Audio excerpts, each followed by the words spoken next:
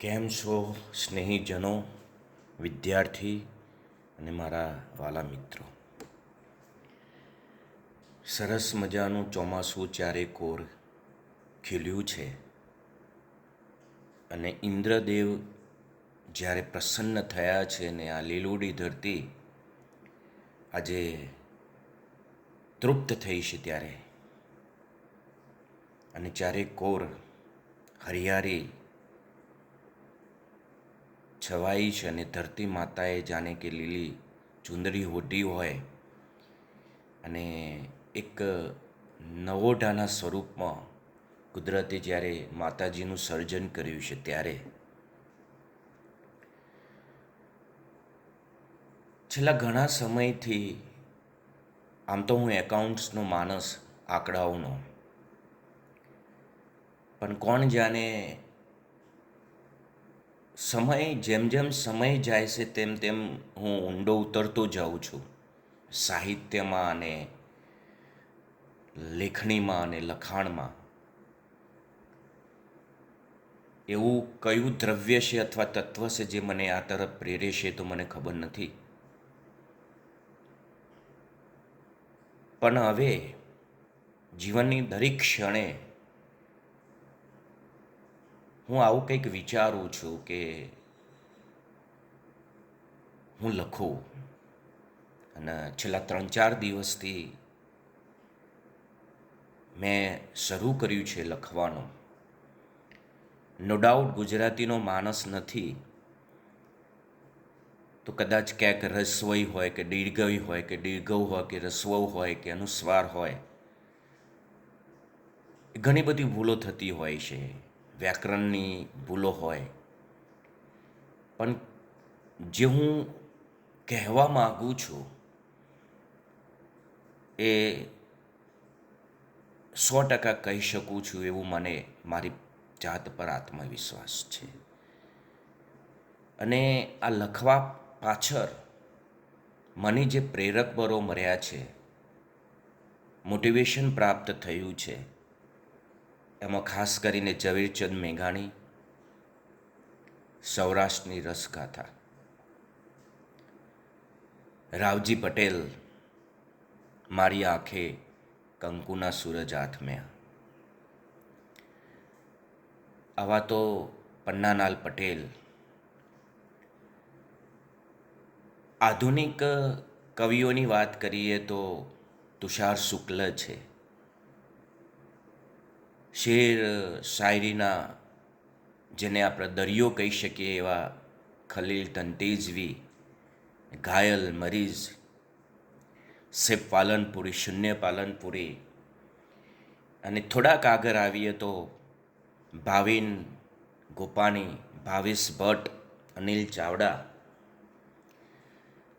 આ બધાને સાંભળીને મને ખરેખર મારા અંદર એક એવી ભાવના જાગૃત થઈ કે હું પણ કંઈક લખી શકું અને મારા વિચારો આ સમાજ અને જે શિક્ષિત વર્ગ છે અને ખાસ કરીને ગામડાનો જે વર્ગ છે, જે યુવાનો છે કે જે ખરેખર સાહિત્યથી વિમુખ થતા જાય છે, એવા યુવાનોને કંઈક જગ્યાએ હું મારી જાતને મૂકું, મારા વિચારોને મૂકું ને કદાચ એમના જીવનમાં કંઈક જગ્યાએ કામમાં લાગે અથવા જરૂર પડે તો એ સફળ થઈ શકે એવું મારું પોતાનું માનવું છે.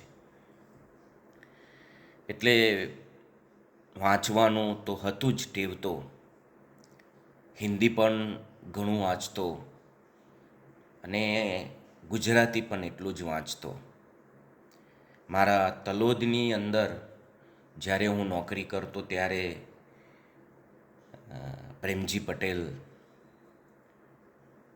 પછી સોની સાહેબ, મંગરભાઈ સાહેબ, પારુલબેન, મમતાબેન અને વર્ષાબેન દવે સાહેબ, આ બધી મહાન વિભૂતિઓ પણ મને ઘણું પ્રેરક બળ પૂરું પાડતા. અને કંઈક શબ્દોનો ઉપયોગ કરીએ ત્યારે કહેતા કે સરસ બોલ્યું તું. તો આજે પણ આ બધાના સાથ સહકાર અને વડીલોના આશીર્વાદથી લખવાનું તો શરૂ કર્યું છે. કેટલો સફળ થશું તો આપ સૌના આશીર્વાદ ઉપર નિર્ભર રહેશે. પણ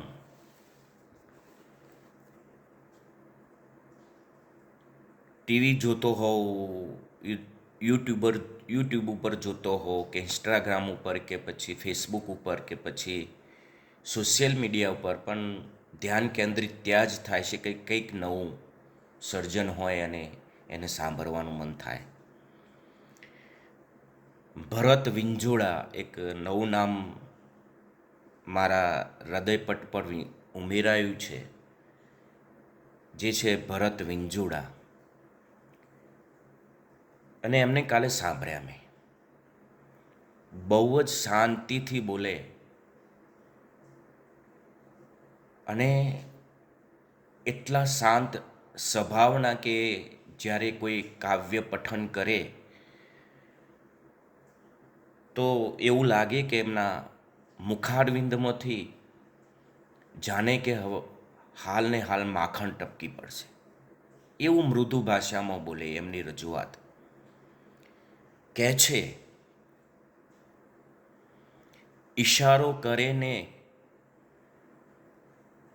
લલચાવું કે નહીં,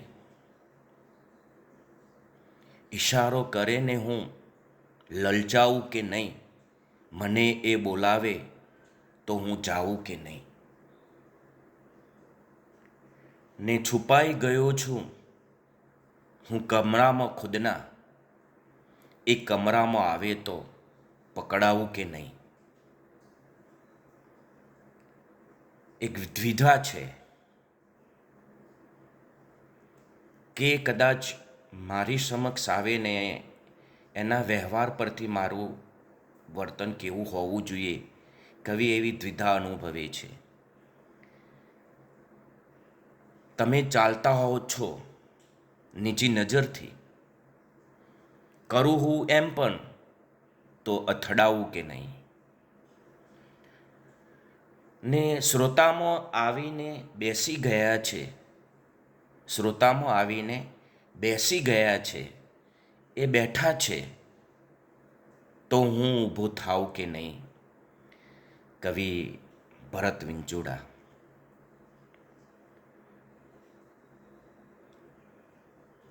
પરિસ્થિતિ માનવીની સમય બદલાતો દ્વિધા અનુભવે તો એક સરસ સર્જન ભરત વિંજોડા, અને ખરેખર ગમી ગયું, મજા આવી. અને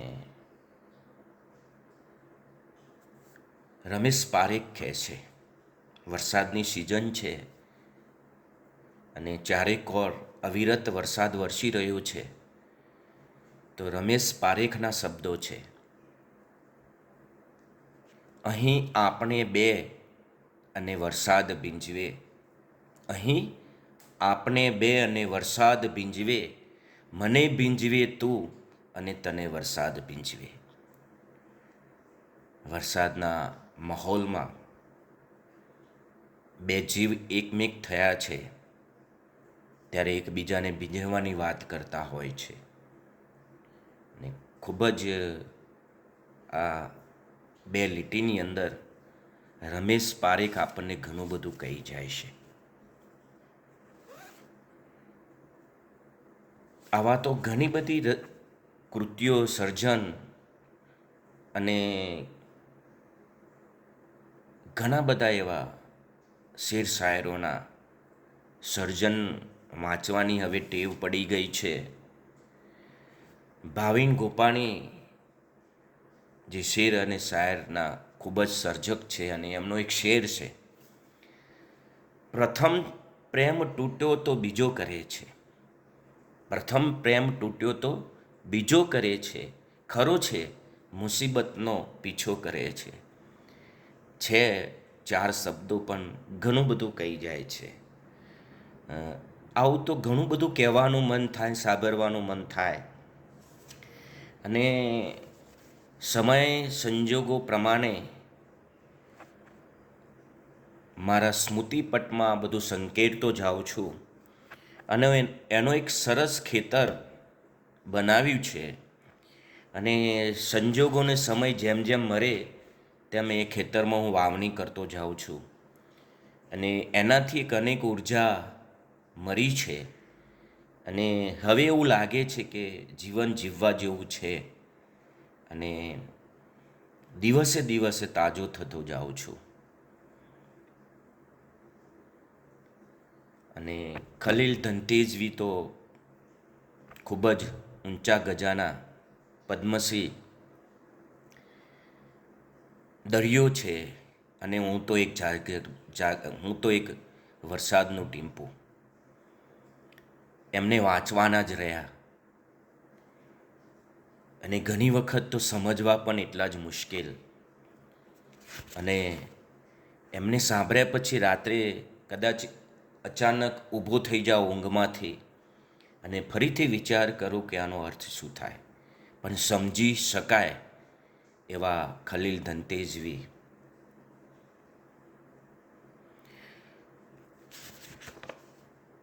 કે રગ રગ અને રોમ રોમથી થાકી જવાય છે.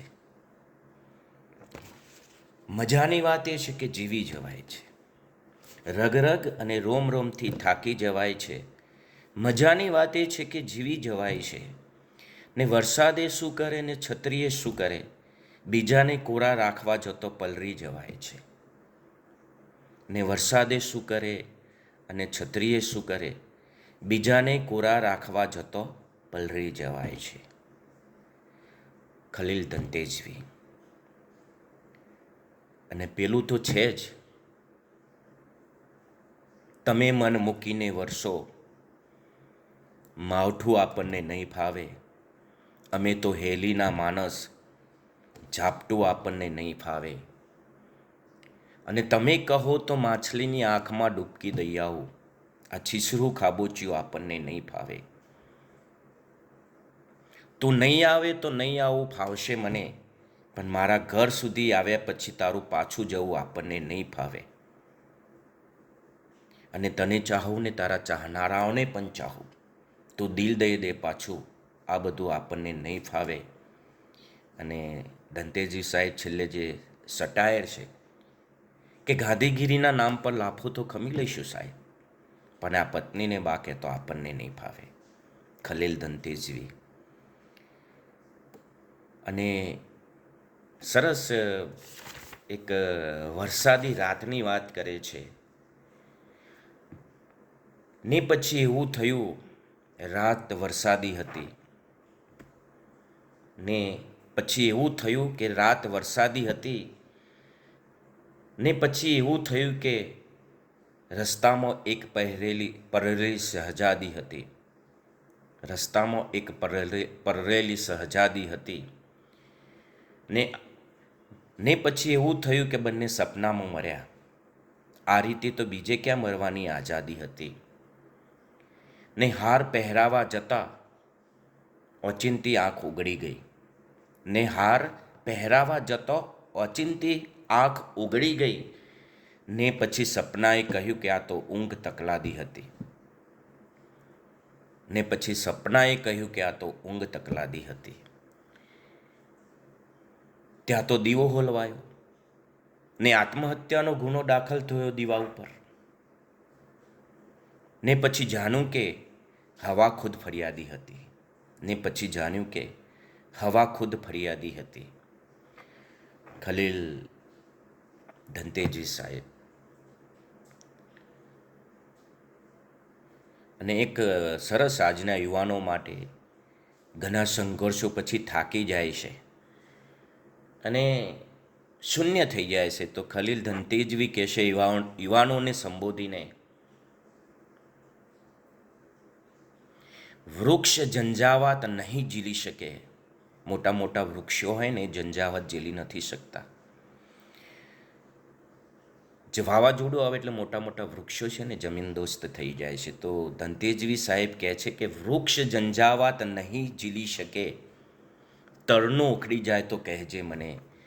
અને આવા ઝંઝાવત સામે જે જમીનને ચોંટેલું તરનું હોય ને એને કશું જ થતું નથી, એ ઉખડતું પણ નથી. કેમ કે જમીન રૂપી મૂળ પાયામાં વૃક્ષ તો પણ ચોંટેલું છે ને તરનું પણ ચોંટેલું છે, પણ એનું કદ નાનું છે. અને એટલા માટે કહેશે કે તરનું ઉખડી જાય તો કહેજે મને. જિંદગી તારાથી હું થાક્યો નથી, કહે છે કે જિંદગી તારાથી હું થાક્યો નથી, તું થાકી જાય તો કહેજે મને. ખલીલ ધનતેજવી ખરેખર ખૂબ જ વજન હોય છે એમની શેર શાયરીમાં. ખબર નથી આવું વજન ક્યાંથી આવે છે, પણ ખૂબ જ સરસ લખે છે. તો એક ભાવેશ ભટ્ટ આ પણ ખૂબ જ મજા અને ખરેખર ઊંચા ગજાનું લખે છે. સલામ છે એમની લેખનીને, એમના લખાણને. એક એમના સ્વરે સાંભળવી તો મજા અનેક ગણી હોય છે. એને એમનું પઠન લાજવાબ હોય છે, પણ એમને સાંભળ્યા પછી એમની જ કોઈ કવિતા કે ગઝલ સંભળાવવાની કે એનું પઠન કરવાની પણ અનેરી મજા હોય છે. ને પરિસ્થિતિ એવી છે કે વર્ષો પછી એક પ્રેમી અને પ્રેમિકા ને મરે છે. ત્યારે એક પ્રેમી એની પ્રેમિકાને પૂછે છે, ઘણા બધા પ્રશ્નો કરે છે એ સમયના, અને શીર્ષક છે હેને. કે મારા જીવનમાં તું આવી હતી હેને, ને રણમાં તારી પગલી પાડી હતી હેને. મારા જીવનમાં તું આવી હતી હેને, ને રણમાં પગલી પાડી હતી હેને.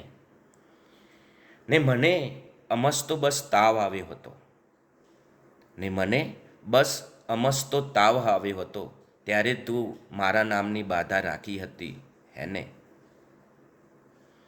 ને હું તારી ચિઠ્ઠીનો જવાબ ન આપી શક્યો, ને હું તારી ચિઠ્ઠીનો જવાબ ન આપી શક્યો, ત્યારે તે અરીસા સામે ચીસો પાડી હતી હેને. ત્યારે તે અરીસા સામે ચીસો પાડી હતી હેને. ને બે ફૂલોને સાવ અડોઅડ જોઈને, બે ફૂલોને સાવ અડોઅડ જોઈને તે સહેજ મારી હથેળી ડાબી હતી હેને. ને એક જ્યોતિષે મારા વિશે ના પાડી હતી, એક જ્યોતિષે મારા વિશે ના પાડી હતી, ત્યારે તે તારી નસ કાપી હતી હેને. ને હું અચાનક સમયની જ્વારામાં લપેટાયો, ને હું અચાનક સમયની જ્વારામાં લપેટાયો, ત્યારે તું થોડું ગભરાઈ હતી હેને.